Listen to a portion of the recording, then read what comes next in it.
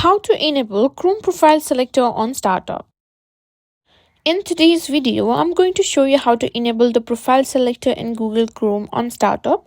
If you use multiple profiles, this feature will make it easier to choose which one to use when you first open Chrome. So let's get into it.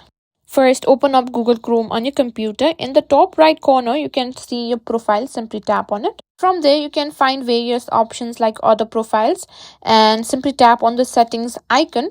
Next to other profiles, simply tap on it and click on manage profiles. From there, you will be opened to the next tab.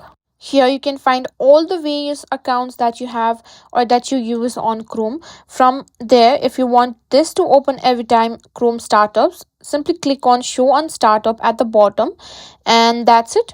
Now every time you open up Chrome, you will find this startup before anything else opens, and now you can easily select the profile you want to use.